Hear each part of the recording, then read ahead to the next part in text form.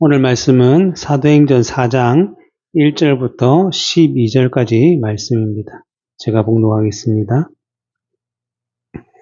사도들이 백성에게 말할 때에 제사장들과 성경 맡은 자와 사도개인들이 이르러 예수 안에 죽은 자의 부활이 있다고 백성을 가르치고 전함을 싫어하여 그들을 잡음에 날이 이미 저물었으므로 이튿날까지 가두었으나 말씀을 들은 사람 중에 믿는 자가 많으니 남자의 수가 약 5천이나 되었더라.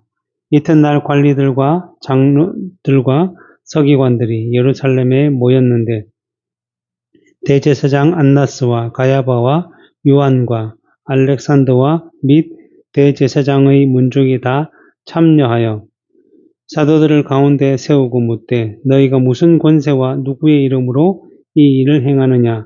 이에 베드로가 성령에 충만하여 이르되 백성의 관리들과 장로들아 만일 병자에게 행한 착한 일에 대하여 이 사람이 어떻게 구원을 받았느냐고 오늘 우리에게 질문한다면 너희와 모든 이스라엘 백성들은 알라. 너희가 십자가에 못 박고 하나님의 죽은 자 가운데서 살리신 나사렛 예수 그리스도의 이름으로 이 사람이 건강하게 되어 너희 앞에 섰느니라. 이 예수는 너희 건축자들의 버린 돌로서 집 모퉁이의 돌이 되었느니라. 다른 이로서는 구원을 받을 수 없나니 천하 사람 중에 구원을 받을 만한 다른 이름을 우리에게 주신 일이 없음이라 하였더라. 아멘.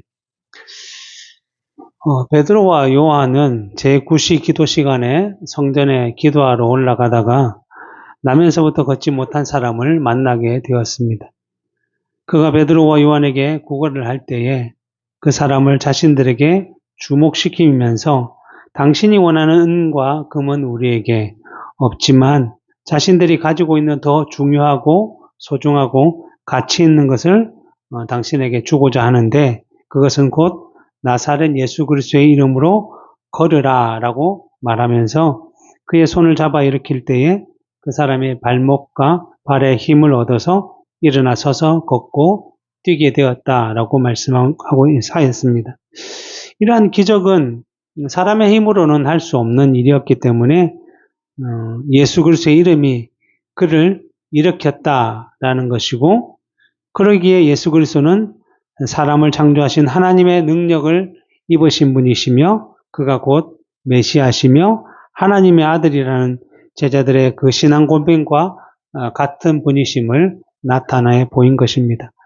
그러나 마태복음 16장에 보면 예수 그리스도께서 공생의 사역을 통해서 정말 수많은 병자들을 고치시고 귀신 들린 자들을 치유하시며 여러 가지 이적과 기적을 보이시고 또 권능의 말씀을 전하셨는데도 예수님께서 그 당시 사람들이 나를 누구라고 생각하느냐라고 제자들에게 물었을 때에 사람들은 예수님에 대해서 세례 요한이나 엘리야나 예레미야와 같은 선지자로 생각합니다라고 대답을 한 것입니다.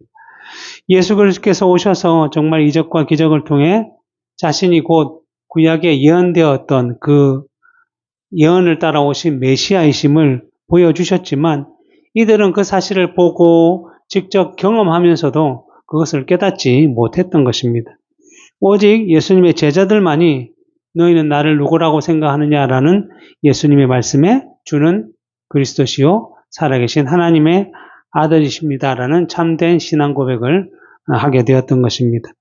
마찬가지로 그 당시도 깨닫지 못했던 사람들이 지금 베드로와 요한이 예수 그리스도의 이름으로 이 남에서부터 걷지 못한 사람을 일으키자 또다시 영적으로 일한 일의 의미를 깨닫지 못하고 단지 그 사람을 일으킨 지금 눈에 보이는 베드로와 요한에게만 주목하였던 것이고 그래서 베드로와 요한이 왜 이러한 이적이 자신들의 권능과 경건으로 이루어진 것처럼 오해를 하고 우리를 주목하느냐라고 그들을 막았던 것입니다. 그러면서 이 일은 아브라함과 이삭과 야곱의 하나님께서 예수 그리스도를 통해서 이미 보여주셨듯이 이적과 기적의 일이었지만 너희가 그것을 깨닫지 못해서 종교 지도자들의 충동을 받아 이방인 빌라도조차도 죄를 발견하지 못했던 그 예수 그리스도를 십자가에 못 박아 죽였지만 하나님께서는 그를 죽은 자 가운데서 다시 살리시고 부활시키시고 그래서 지금 복음을 전하는 자신들이 그러한 일의 증인이다라고 외치면서 이 성문에서 구걸을 하던 사람을 일으킨 것이 곧 그 예수 그리스도의 이름이다라고 말을 한 것입니다. 이러면서 하나님께서는 자신의 종인 예수 그리스도를 너희 이스라엘들에게 먼저 보내주셔서 복을 주고자 하셨기 때문에 이전에는 너희가 깨닫지 못해서 예수 그리스도를 주기까지 했지만 그래도 지금이라도 그 사실을 회개하고 깨닫고 돌이켜 주께로 돌아오면 죄사함의 은혜를 받고 자신들이 성령의 임함을 통해서 나타냈던 그런 여러 가지 이적과 은사들도 너희들 경험하게 될 것이다 라고 말씀을 하는 것입니다. 이러한 복음의 내용을 이 베드로와 요한이 이 솔로몬이라는 행각에서 전하고 있을 때에 오늘 본문에 보면 이 제사장과 성전 맡은 자와 사도계인들이 나타났다는 것입니다.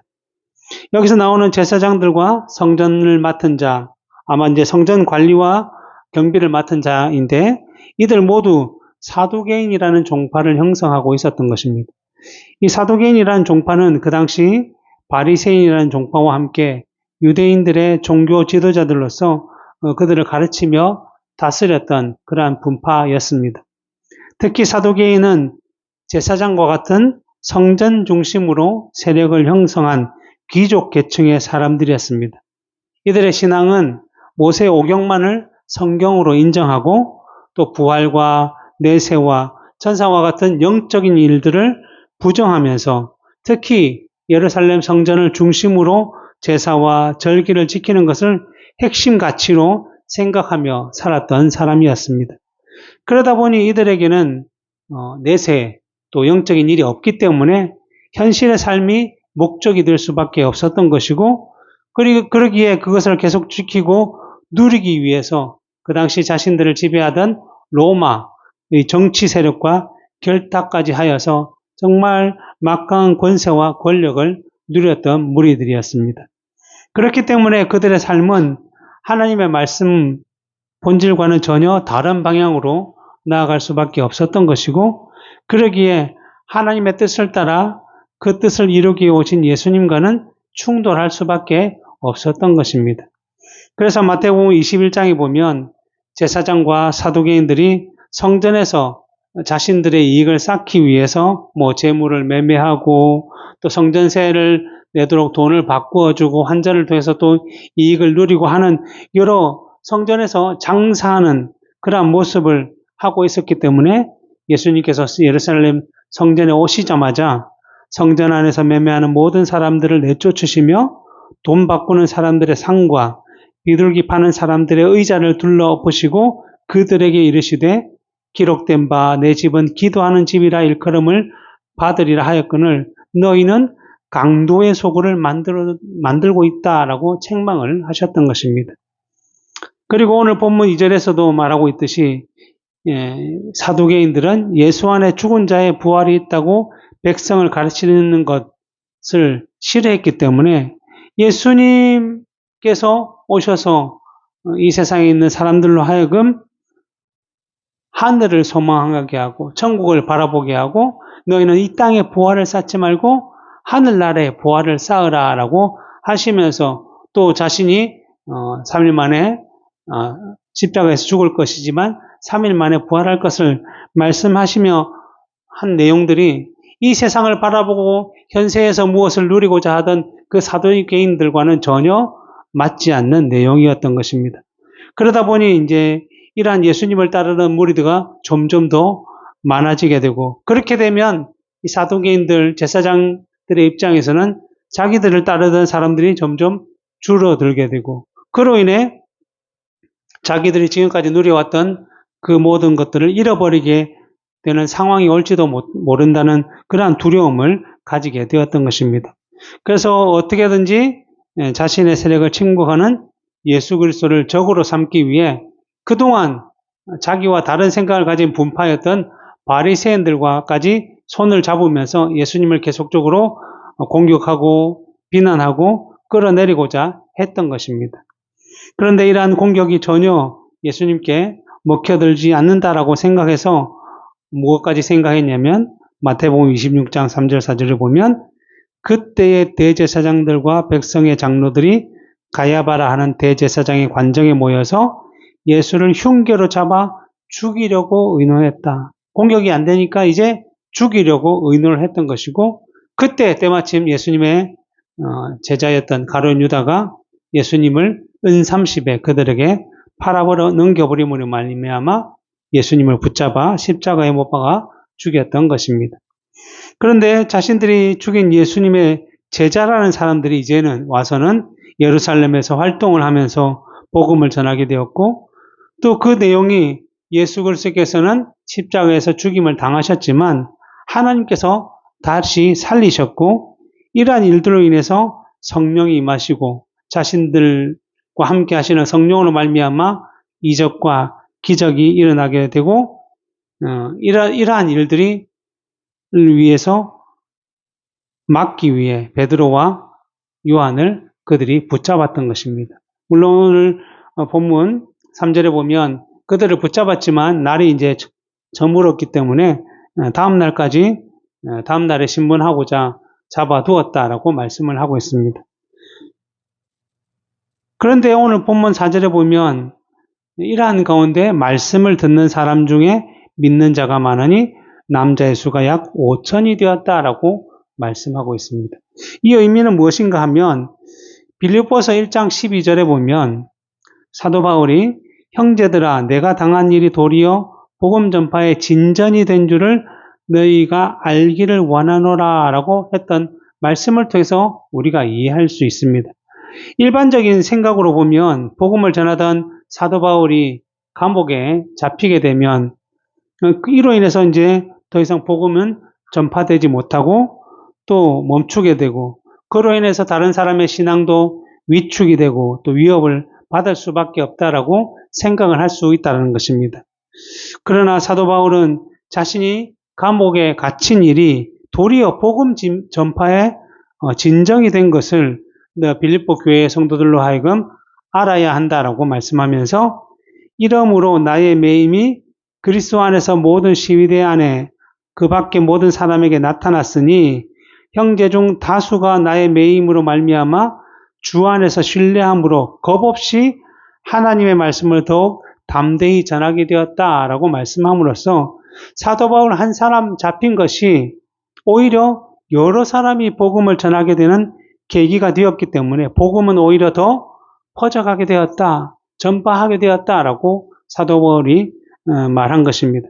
마찬가지로 베드로와 요한이 복음 전파의 일로 인해서 성전에서 사로잡히게 됨으로 인해 그냥 보기에는 복음을 전하게 되면 나도 저렇게 잡혀가지 않을까라는 걱정과 근심으로 복음을 받아들이게 되는 일들이 위축될 것처럼 보이지만 본문은 이러한 일들로 인해서 복음은 멈추거나 후퇴하지 아니하고 오히려 더 풍성하게 번성하여서 말씀을 들은 수가 남자만 5,000명이나 되었다라고 말씀하고 있는 것입니다. 그리고 나서 이제 다음날 관리들, 장로들, 서기관들, 그리고 대제사장의 문중들이 다 참석한 이른바 사내들인 공회가 시작이 되어서 베드로와 요한을 가운데 세우고서는 오늘 본문 7절에 보면 도대체 너희가 무슨 권세와 누구의 이름으로 이 일을 행하느냐라고 질문을 했다는 것입니다. 이러한 질문은 마태복음 21장에서 예수님께도 동일하게 했던 질문인데 이들이 이렇게 질문을 한 목적은 성전에서 이러한 일들을 할 권리가 자신들, 이 대제사장들 자신들에게 있는데 도대체 자기들이 아닌 누구에게 권세와 권위를 이양받아서 이러한 일을 행했느냐라고 주장을 하고 있는 것입니다.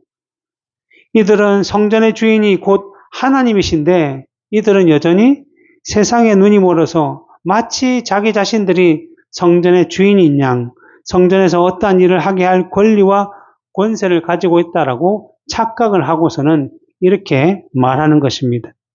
그래서 무슨 권세와 누구의 이름으로 이 일을 행했느냐라는 질문에 베드로가 성령이 충만하여 대답을 했는데 본문 9절부터 10절에 보면 만일 병자에게 행한 착한 일에 대하여 이 사람이 어떻게 구원을 받았느냐라고 오늘 우리에게 질문한다면 너희와 모든 이스라엘 백성들은 알라 너희가 십자가에 못 박고 하나님이 죽은 자 가운데서 살리신 나사렛 예수 그리스도의 이름으로 이 사람이 건강하게 되어 너희 앞에 섰느니라 라고 대답을 했다는 것입니다. 이 제사장의 무리들은 지금 일어난 이적에 대해서 도대체 누가 그러한 일을 할 권세를 주었느냐라고 하면서 단지 세상적인 법칙을 따라 질서를 따라 그냥 책임을 묻고자 하는 질문을 했지만 베드로는 그러한 질문에 대해서 영적인 방식으로 바꾸어서는 지금 나면서부터 걷지 못한 병자가 육체의 회복과 함께 한 번도 들어가지 못한 성전 안으로 들어가면서 하나님을 찬송하게 되는 그 구원을 받는 이적이 왜 일어났는지를 묻는다고 한다면 분명히 말할 수 있는데 그것은 너희가 너희 세력을 지키기 위해서 세상적인 이익과 권세를 누리기 위해서 십자가에 못 박아 죽였던 그 예수 그리스도를 하나님께서 다시 살리셔서 부활하셨고 그 예수 그리스도의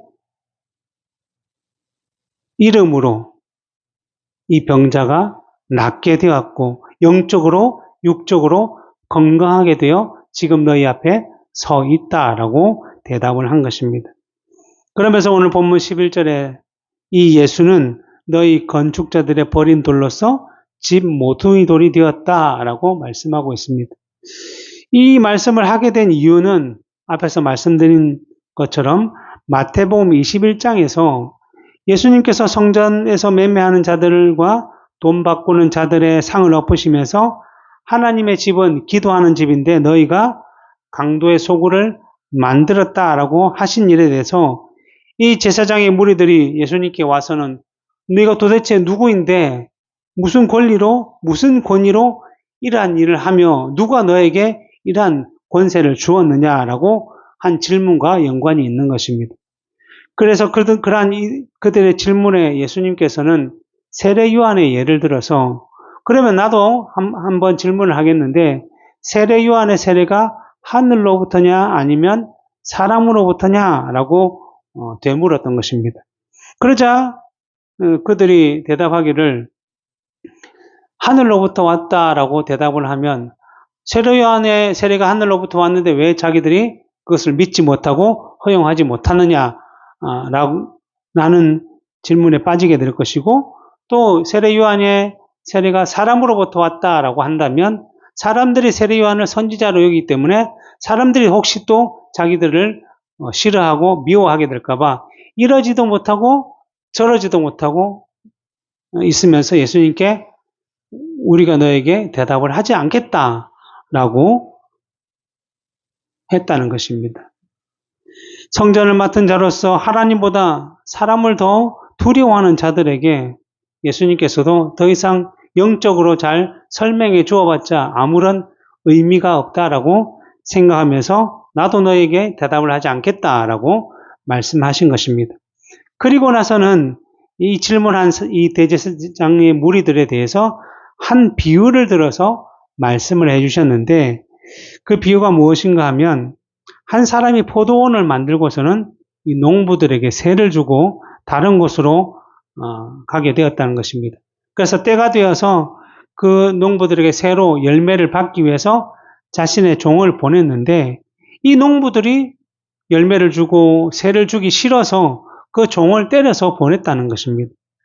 그래서 그 주인이 다시 몇 번이나 다른 종들을 보내었지만 여전히 그 종들을 다 몰아내고 쫓아내 버렸다는 것입니다. 그래서 주인이 이번에는 그러면 내 아들을 그들에게 보내면 그들은 그래도 내 아들이니까 존대해서 새와 열매를 줄 것이다 라고 해서 보냈지만 이 악한 농부들이 그 아들을 보고서는 이가 상속자니 그를 죽이면 이 포도는 다 우리 차지가 될 것이다 라고 착각해서 그 아들을 죽였다라는 것입니다. 그래서 분노한 포도원 주인이 사람을 보내어서 이러한 악한 농부들을 완전히 진멸하고 제때에 세를 줄 다른 농부에게 주었다라고 비유를 말씀해 주셨습니다. 이 성전은 하나님께 제사하도록 바르게 섬기도록 주신 곳인데 이 제사장의 무리들은 그러한 역할을 맡았으면서도 그 역할대로 제대로 행하지 못하고 마치 자기들이 성전의 주인인 양 행세를 하면서 백성들에게 돈을 괄취하며 세력을 쌓아가게 되었던 것입니다. 그래서 아들이신 예수 그리스도를 하나님께서 보내셨는데도 여전히 깨닫지 못하고 이 아들을 자신들의 세력을 위협하는 인물로만 보고서는 십자가에 못 박아 죽임으로써 자신들의 세력, 그 성전을 지켰다라고 착각을 했다라는 것입니다. 그러나 그것은 완전히 그들의 착각이었던 것이고 그러한 이들로 인해서 포도원이 다른 사람에게로 넘어가게 된 것이고 그래서 복음이 이제 유대인을 넘어 이방인들에게까지 흘러가게 되었던 것입니다. 그러면서 예수님께서는 이어서 말씀하시기를 마태복음 21장 42절 43절을 통해서 예수께서 이르시되 너희가 성경에 건축자들이 버린 돌이 모퉁이의 머릿돌이 되었나니 이것은 주로 말미암아 된 것이요 우리 눈에 기이하도다 함을 읽어본 일이 없느냐. 그러므로 내가 너희에게 이르노니 하나님의 나라를 너희는 빼앗기고 그 나라의 열매 맺는 백성이 받을 것이다 라고 말씀해 주신 것입니다. 이 베드로는 이 내용을 이들에게 다시 한 번 더 상기시켜 주고 있는 것이고 또 자기가 기록한 베드로전서 2장 7절에서도 동일하게 그러므로 믿는 너희에게는 보배이나 믿지 않는 자들에게는 건축자들의 버린 그 돌이 모퉁이의 머릿돌이 되었다라고 말씀해 주었습니다. 이 하나님께서는 예수 그리스도를 자기 백성, 자기 교회를 위해 교회의 반석과 터로 주셨습니다. 그래서 사도 바울도 고린도전서 3장에서 내게 주신 하나님의 은혜를 따라 내가 지혜로운 건축자와 같이 터를 닦아두매 다른 이가 그 위에 세우나 그러나 각각 어떻게 그 위에 세울까 조심할지니라. 이 닦아둔 것 외에 능히 다른 터를 닦아둘 자가 없으니 이 터는 곧 예수 그리스도다라고 말씀하고 있습니다. 그러기에 건축자로 불린 자들, 즉 교회를 세우기 위해 부름을 받은 자들은 이 반석이신 예수 그리스도 위에 그 터 위에 반드시 교회를 세워가야 한다는 것입니다. 그런데 우리가 알다시피 이 반석은 좀 튼튼하고 단단하고 해서 그곳에 건물을 세우면 결코 흔들림 없이 잘 세워질 것인데 근데 너무나 튼튼하고 단단하기 때문에 기초 잡기도 어렵고 무엇을 세우는데 시간이 많이 들고 좀 어렵다라고 생각할 수 있다는 것입니다. 그래서 예수님께서도 마태복음 7장에서 하나님의 뜻을 행하는 지혜로운 사람은 반석 위에 집을 짓는 사람이지만 어리석은 사람은 모래 위에 집을 짓는 사람이다라고 말씀을 하신 것입니다.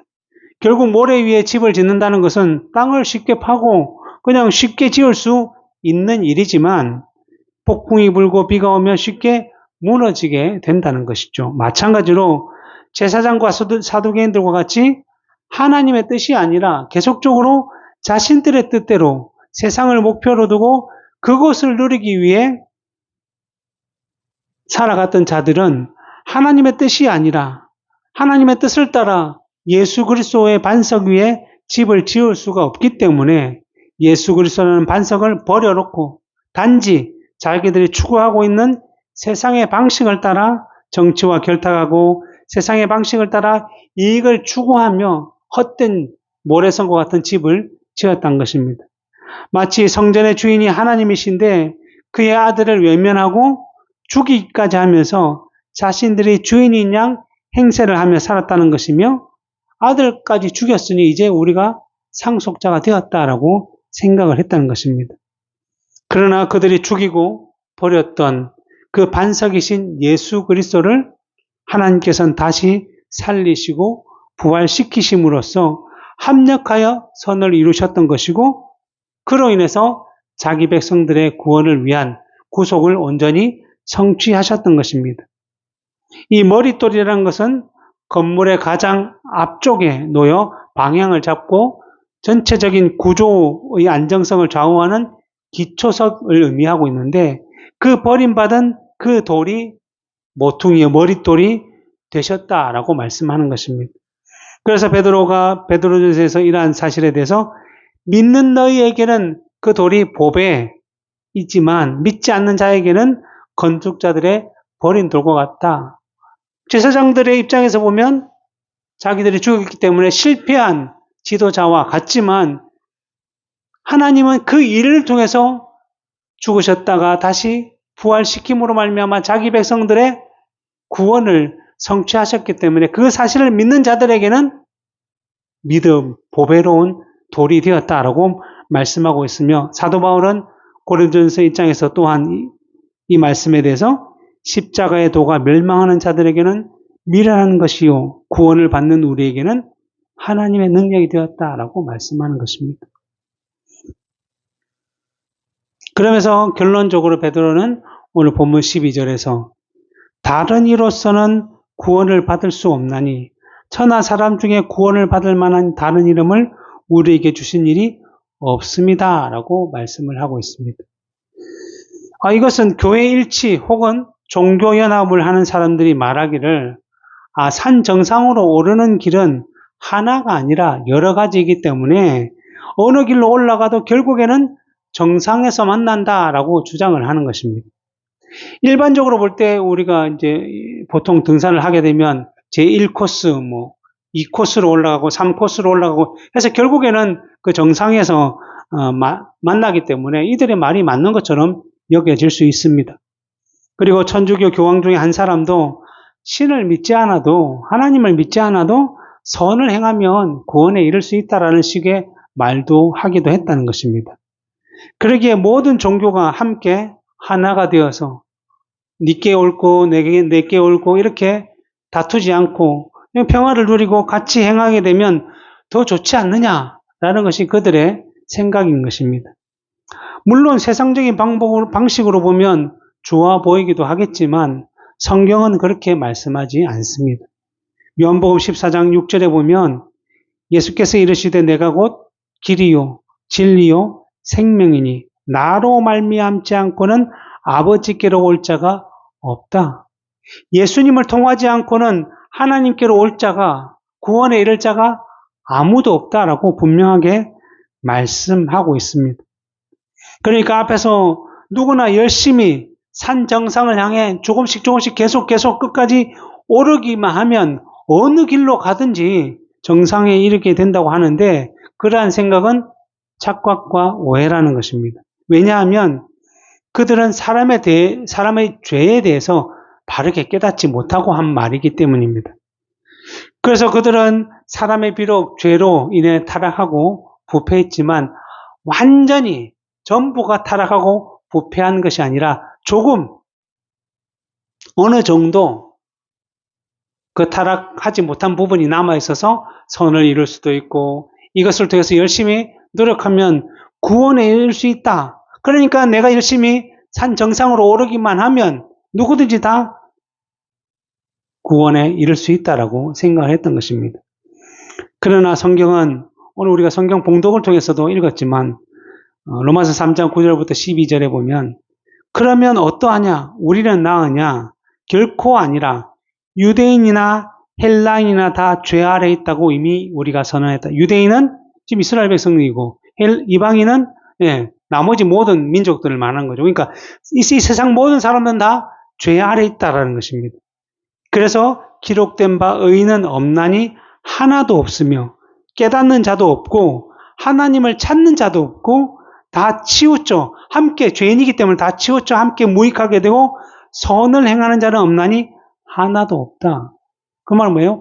전적으로 타락하고 전적으로 부패하고 완전히 무능해서 죄인된 사람은 결코 선을 이루고 하나님을 찾고 구원에 이를 수 있는 길이 없다라는 것입니다. 그러니까 우리가 가야 할 구원의 산의 정상이 이쪽이라면 사람들은 결코 이쪽을 찾을 수 없고 다른 나라의 산, 다른 엄한 산을 찾을 수밖에 없는 것이죠. 그러니까 로마서 1장에 표현한 것처럼 하나님께 돌려야 할 영광을 사람과 새와 기어다니는 짐승에게 돌리는 그러한 위치에 있게 그들은 허망하고 지혜롭다고 생각하지만 늘 어리석어서 하나님을 바르게 찾을 수 없다라는 것입니다. 그렇기 때문에 누구나 산 정상에 오를 수 없다는 비유는 맞지 않는 비유이고, 제대로 된 비유를 들어보면 이 산에서 저 산으로 건너가고자 하는데 그 산과 사이에 골짜기가 너무 깊어서 전혀 건너갈 수 없는 것, 그리고 이쪽에서 저쪽으로 건너가고자 하는데 앞에 바다가 가로막혀서 사람의 힘으로는 건너갈 수 없는 것, 그리고 이 집에서 저 집으로 가야 하는데 그 집의 벽이 너무나 두꺼워서 도저히 뚫고 지나갈 수 없는 것, 이런 예를 드는 것이 바로 우리 죄인들이 구원에 이를 수 없다라는 예라고 할 수 있는 것입니다. 그래서 예수님께서도 영생보다는 자기의 재물을 더 중요시 여기고 예수님께 왔다가 돌아가던 그 부자 청년을 향해서 뭐라고 말씀하셨냐면, 부자가 천국에 들어가기가 얼마나 어려운지 낙타가 바늘길을 통과하는 것보다 어렵다. 어떻게 낙타가 바늘길을 통과할 수 있습니까? 할 수 없는 일이죠. 제자들이 놀라서 아니 그렇다면 도대체 누가 구원을 얻을 수 있습니까? 라고 질문을 하자 예수님께서는 사람으로는 할 수 없으나 하나님으로는 다 하실 수 있다. 하나님은 그 홍해를 갈라서 이스라엘 백성들로 하여금 그 바다를 건너게 하셨던 것입니다. 온 우주 만물을 창조하신 분이 그분이시고 지금도 온 우주 만물을 다스리고 계시는 그 하나님은 우리가 할 수 없는 모든 일들을 하실 수 있다. 그러니까 구원은 사람이 이루는 것이 아니라 하나님께서 주셔야만 이룰 수 있다는 것입니다. 그 하나님께서 구원을 죄인된 사람들에게 구원을 이루시기 위해서 누구를 보내주시냐면 예수 그리스도를 보내주셨다는 것입니다. 은혜 언약의 중보자로서 예수 그리스도를 보내주셔서 그를 통해서 이 산과 저 산을 연결하는 다리가 되게 하시고 막혀있던 담을 무너뜨리고 터널을 뚫고 문을 내서 걸어갈 수 있도록, 지나갈 수 있도록 해주셨다는 것입니다. 그래서 이 예수 그리스도 외에는 아무도 하나님께 나갈 수 없다라고 말씀하신 것입니다. 그래서 디모데전서 2장 5절에서 사도 바울도 하나님은 한 분이시요 또 하나님과 사람 사이의 중보자도 한 분이시니 곧 사람이신 그리스도 예수다라고 말씀하고 있고, 요한복음 1장 12절 13절에서도 영접하는 자 곧 그 이름을 믿는 자들에게는 하나님의 자녀가 되는 권세를 주셨으니 이는 혈통으로나 육정으로나 사람의 뜻으로 나지 아니하고 오직 하나님께로부터 난 것이다. 사람이 아닌, 혈육이 아닌, 이 세상의 방식이 아닌 하나님의 방식으로만 이루어지도록 했다라고 말씀하는 것입니다. 이처럼 천하에 구원받을 다른 이름은 결코 주신 적이 없기 때문에 지금도 메시아를 기다리며 예수 그리스도의 죽으심과 부활을 믿지 않는 이스라엘 백성들은 결코 구원이 없다는 사실을 이 베드로는 분명하게 선포하고 있는 것입니다.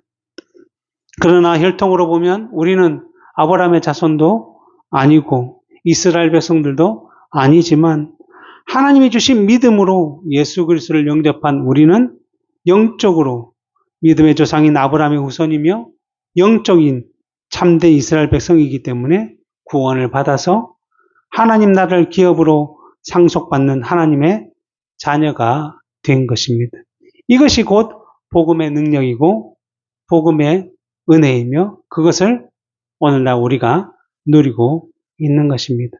이러한 복음을 우리가 받았다는 것을 기억한다면 우리의 인생 가운데 여전히 이 제사장의 무리들처럼 세상의 것을 바라보고 세상의 것을 통해서 이 세상을 목표로 삼고 누리고자 하기보다는 이 모든 것들을 허락하신 그 하나님, 복음을 통해서 우리로 하여금 그 뚫을 수 없는 길을 뚫으시고 그 뚫을 수 없는 바다를 갈라서 건너가게 하시고 건너갈 수 없는 산과 산의 사이에 다리를 놓아 건너가게 하시는 그 하나님의 은혜를 기억하면서 끝까지 우리에게 주어진 그 복음을 통해서 믿음의 길을 걸어가며 복음의 열매를 맺으며 주의 뜻을 이루어가는 삶을 살아가야 할 것입니다. 기도하겠습니다.